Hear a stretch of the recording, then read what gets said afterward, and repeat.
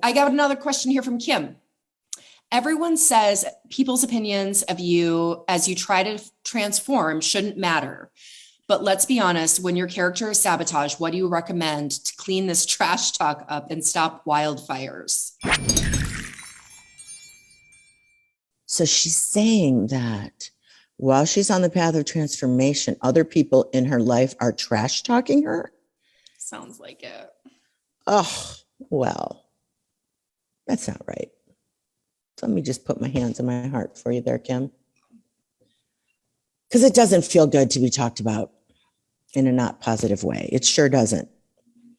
And it probably never will.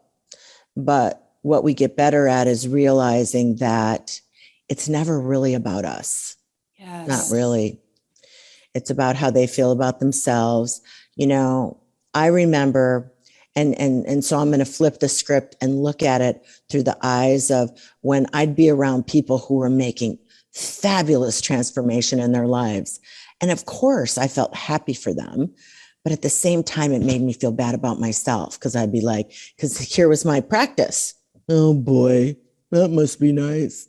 You know, it would make me feel not so great about myself until I realized that through my spiritual work and my exposure to new ideas that, oh my God, this is the old, I want some of that practice I need to be doing. Oh, you just lost 40 pounds? I want some of that. You just found your soulmate love? I want some of that. Oh, look at that new car. Woo! I want some of that.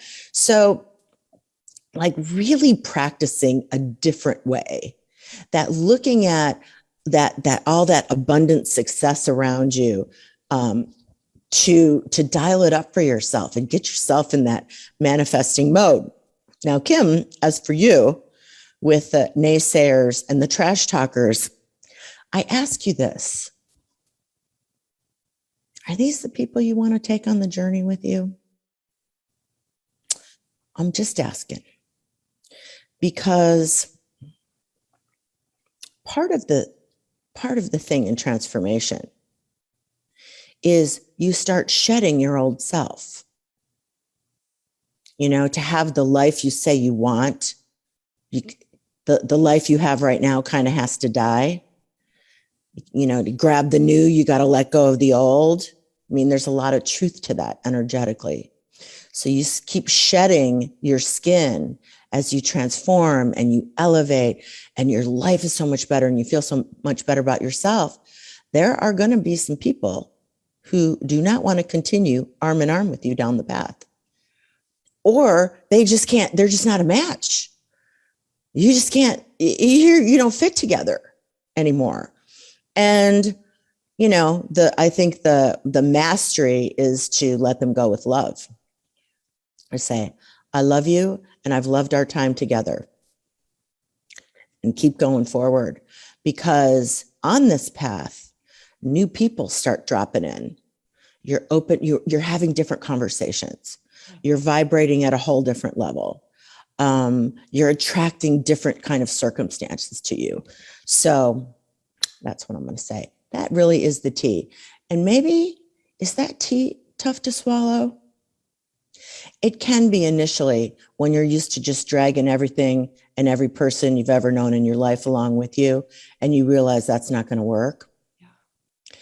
But I don't know that I want to be hanging out with people who would trash talk me. And I think if I had my own back and I was really, really committed to being the trustworthy steward of my own well-being, I think it would be time to let them go with love.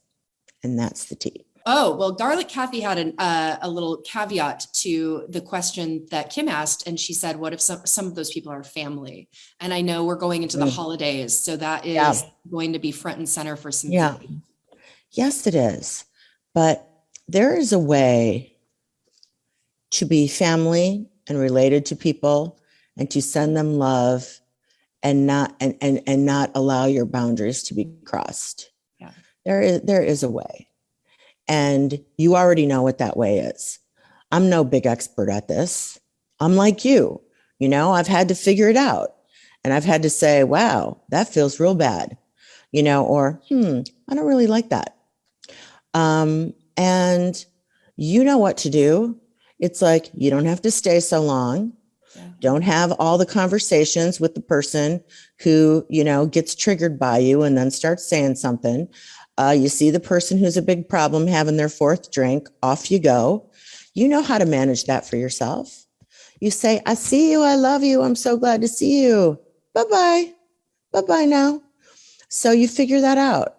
And part of that isn't like you have a little, practical advice.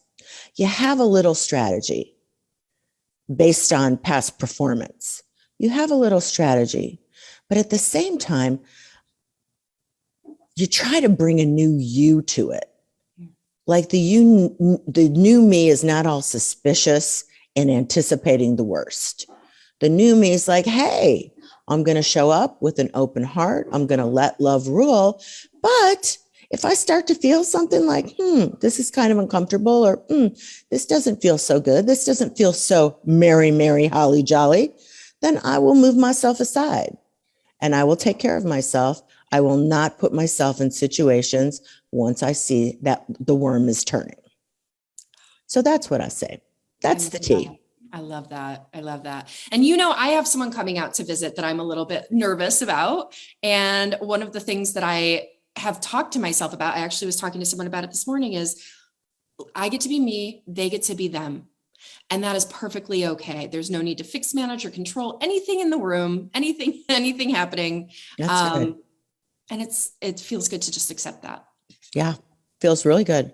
Yeah. And they're going to have a different experience of you because of it. And you're going to have a different experience of them when you don't have to get them all shaped up, right? Yes. Oh my gosh. It's so freeing. So freeing.